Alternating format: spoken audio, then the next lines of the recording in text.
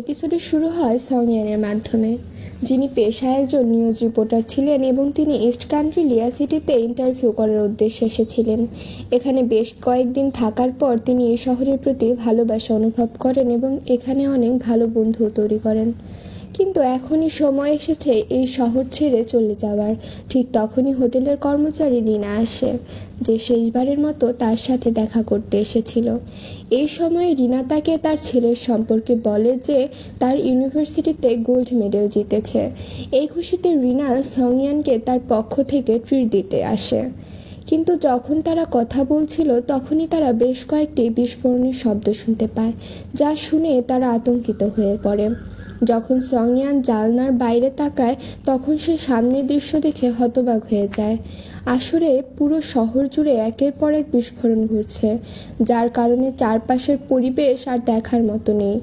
এরপর সংয়ান তার জিনিসপত্র নিয়ে ছাদের দিকে দ্রুত যেতে থাকে, যাতে সে বাইরের অবস্থা ভালোভাবে দেখতে পারে। এভাবে সে ছাদে পৌঁছায়, কিন্তু সামনের দৃশ্য তার হৃদয় ভেঙে দেওয়ার জন্য যথেষ্ট ছিল। কারণ কয়েকদিন সে যে বন্ধু বানিয়েছিল তারা সবাই এখন গৃহহীন এবং এই বিস্ফোরণের শিকার হয়ে পড়েছে। এতে সংয়ান তাদের জন্য খুব খারাপ লাগছিল। কিন্তু এদিকে সংয়ান তার বসের কাছ থেকে জানতে পারে যে এখন তাকে এই ঘটনার লাইভ রিপোর্টিং করতে হবে। তবে সবচেয়ে আশ্চর্যের বিষয় ছিল যে তার ক্যামেরাম্যান এই ঘটনার কারণে ট্রাফিকে আটকে পড়েছিল, তাই সংয়ানকে সব কিছু একাই করতে হবে। এরপর সংয়ান তার ক্যামেরা বের করে লাইভ রিপোর্টিং শুরু করে। এই সময় একটি বিস্ফোরণের কারণে সংয়ানের মুখে আঘাত লাগে, কিন্তু সে ভয় না পেয়ে রিপোর্টিং চালিয়ে যায়। তার এই সাহসিকতা দেখে তার সহকর্মীরা খুব খুশি হয়, কিন্তু সংয়ানের বস তার প্রতি খুশি হওয়া সত্ত্বেও কোনো প্রশংসা করে না, কারণ তার মতে এটি একজন রিপোর্টারের জীবনেরই অংশ। তাকে এমন বিপদ সামলাতে না পারলে তার রিপোর্টার হওয়ার কোনো অধিকার নেই। কিছু সময় পরে আমরা কিছু সৈন্য দেখতে পাই, যারা একটা বাড়িতে তল্লাশি চালাচ্ছিল। সেই সৈন্যদের মধ্যে আমাদের মেইন লিড লিও ছিল। সেখানে তার নজর পড়ে সংয়ানের ওপর, যে তার স্কুটিতে চড়ে এয়ারপোর্টের ফ্লাইট ধরার জন্য রওনা দিচ্ছিল। এই সময় সংয়ান চেকপোস্টের থেমে গিয়ে যাওয়ার রাস্তা খুঁজছিল। তখন লি তাকে থামানোর চেষ্টা করে, কিন্তু সমস্যা বাধে যখন সংয়ান তার কথা না শুনে একটা বোমার ওপর পা রাখে। এখন সংয়ান বুঝতে পেরেছে যে সে একটি বড় বিপদে পড়েছে। তার হৃদয় দ্রুত স্পন্দিত হচ্ছিল, হাত কাঁপছিল। ঠিক তখনই লি তাকে চিৎকার করে বলে, নড়াচড়া করো না, ঠিক যেখানে আছো সেখানেই দাঁড়িয়ে থাকো। লি দ্রুত তার কাছে পৌঁছে তাকে শান্ত করে বুঝিয়ে দেয় যে সে যেখানে পা রেখেছে সেটি একটি অ্যাক্টিভ বোমা। সংয়ানের অবস্থা খারাপ ছিল, ভয় এতটাই বেশি যে তার শ্বাস নিতেও কষ্ট হচ্ছিল। কিন্তু লির নির্দেশে সে নড়াচড়া না করে ঠিক যেখানে আছে সেখানেই দাঁড়িয়ে থাকে। কিছুক্ষণ পর যখন বোমা নিষ্ক্রিয় করার প্রক্রিয়া দীর্ঘ হয়ে যায়, সংয়ান কিছুটা আবেগপ্রবণ হয়ে পড়ে। সে বলে, তুমি চলে যাও, আমি চাই না আমার কারণে তোমার কিছু ক্ষতি হোক। কিন্তু লি তার কথা উপেক্ষা করে বোমাটি অ্যানালাইসিস করতে থাকে। প্রতিটি তার অ্যানালাইজ করে অবশেষে সে মেন ওয়্যার খুঁজে পায়। তারপর লি সংয়ানকে জিজ্ঞেস করে, যদি তোমার কাছে মাত্র 5 সেকেন্ড সময় থাকে তুমি কত দূর পর্যন্ত দৌড়াতে পারবে? সংয়ান কনফিউজড ছিল, তার কোনো উত্তর ছিল না। তখন লি তার চোখের দিকে তাকিয়ে বলে, আমাকে ট্রাস্ট করো আর সাহস রাখো। এরপর খুব ধীরে খুব সাবধানে সে মেন ওয়্যার কেটে দেয়। পরের মুহূর্ত ছিল জীবন আর মৃত্যুর সন্ধিক্ষণ। তার কাটার সাথে সাথে দুজনে ফুল স্পিডে দৌড়াতে শুরু করে। মাত্র 10 ফুট দূরে পৌঁছাতে একটি ভয়াবহ বিস্ফোরণ ঘটে। ধুলো, ধোঁয়া আর বাতাসের প্রচণ্ড ঝাঁকুনিতে দুজনেই মাটিতে পড়ে যায়। কিন্তু সংয়ান বেঁচে গিয়েছিল, আর তার প্রাণ বাঁচিয়েছিল সে হলো লি। সেই মুহূর্তটি তার জীবনে স্মরণীয় হয়ে রইল। সে লির দিকে তাকায়, চোখে কৃতজ্ঞতা ভরা। সে জিজ্ঞাসা করতে চায়, তুমি কে? কিন্তু ঠিক তখনই তার সহকর্মীরা এসে তার সাথে রাগারাগি করে বলে, তুমি শুধু একজন ভলেন্টিয়ার, এত ঝুঁকিপূর্ণ কাজ করার তোমার কোনো রাইট নেই। লি কোনো উত্তর না দিয়ে সেখান থেকে চলে যায়। যাওয়ার সময় তার সহকর্মী সংয়ানের সাথে ফ্লার্ট করতে শুরু করে, কিন্তু সে সহজেই তা হ্যান্ডেল করে নেয়। ফটোর অজুহাতে সে লির একটি ছবি চুপিসারে তুলে নেয়, শুধু স্মৃতি হিসেবে নাকি অন্য কোনো কারণে। ঠিক তখনই লি ফিরে আসে এবং তাকে বলে পাশে একটি এভাকুয়েশন সেন্টার তৈরি করা হয়েছে, যেখানে থেকে লোকজনদের তার শহরে পাঠানো হচ্ছে।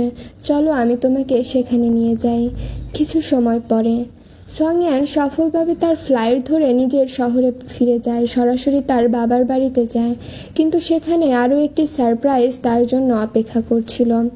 তার বাবা আবার বিয়ে করেছেন এবং এখন তার একটি ছোট বোনও আছে। তবে ভালো দিক হলো তার সৎ মা তাকে কখনো অবহেলা করেননি, তাকে নিজে মেয়ের মতো স্নেহ দিয়েছেন। সংয়ানের বাবার চোখে গর্ব ছিল।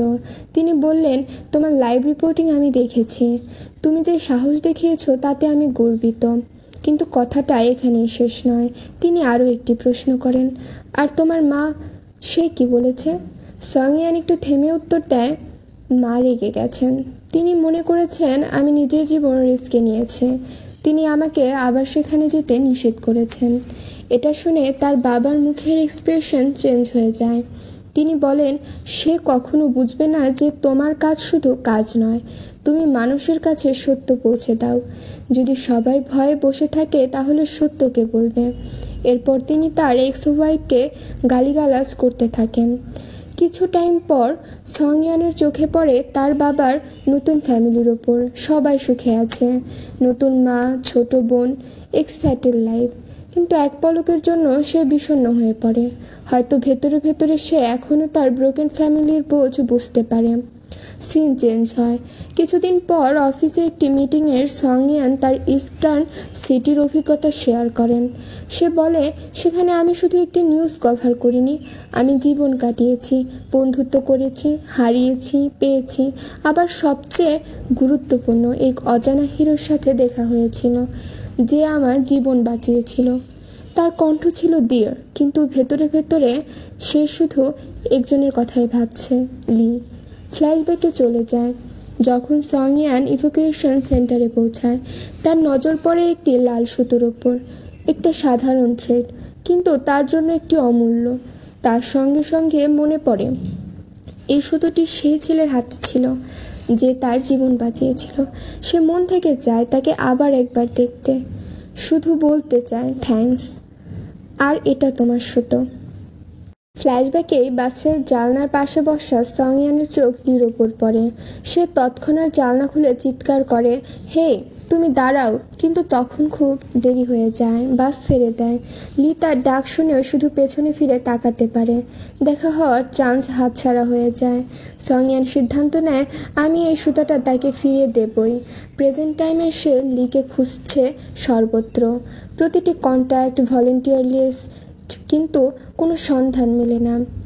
এক রাতে বাসায় লিগেজ প্রবলেমের নিয়ে বাড়িওয়ালাকে ডাকতে গিয়ে তার ফ্রেন্ডের ফোন আসে। ফোনে সে সেই অজানা ছেলে মানে লির কথা বলতে থাকে। তার ফ্রেন্ড বলে, তুমি তোমার বস শের সাথে কথা বলতে পারো, তার কাছে ভলেন্টিয়ার লিস্ট আছে। বাড়িওয়ালার সংয়ানের চিন্তা ও চোখের অস্থিরতা বুঝে ফেলে।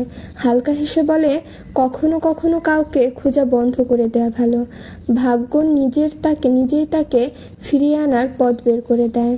বলে সে চুপচাপ চলে যায়, কিন্তু কথাগুলো সংয়ানের মনে গেঁথে থাকে। সংয়ান হাল ছাড়ার পাত্রী নয়। সে তখনই গাড়ি বের করে অফিসের দিকে রওনা দেয়। একটাই মিশন, নিজের বস সে সাহায্য নেয়া। গাড়িতে বসে সে ভাবে কিভাবে সেকে রাজি করাবে। হঠাৎ রাস্তার মাঝে তার চোখ পড়ে এক ছেলের ওপর, একজন যে তার অজানা হিরো লিয়ের সাথে খুব মিলে। তার হৃদয় এক সেকেন্ডের জন্য থেমে যায়। সে কি সত্যিই সেই লোক? কিন্তু পর মুহূর্তে সে নিজেকে সামলে নেয়।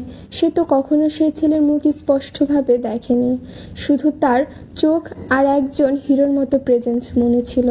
তাই সে নিজের দ্বিধা সরিয়ে রেখে সরাসরি শের অফিসে চলে যায়। প্রথমে সে সাহায্য করতে রাজি হয় না। সে বলে, সংয়ান, এটা কোনো ধর্মশালা নয় যে আমি তোমার ব্যক্তিগত কাজ করব। কিন্তু যখন সংয়ান তার পুরো গল্পটা সত্যি করে বলে, সে একটু নরম হয়ে যায়।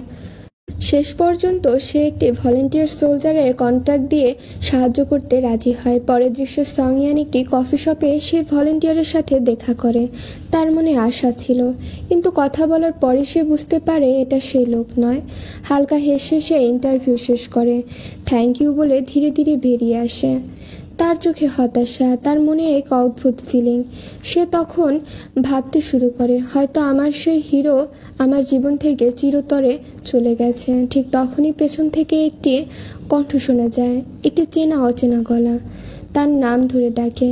সংয়ানের পা থমকে দাঁড়ায়, তার হৃদয় এক সেকেন্ডের জন্য যেন থেমে যায়, তারপর জোরে জোরে ধকধক করতে শুরু করে।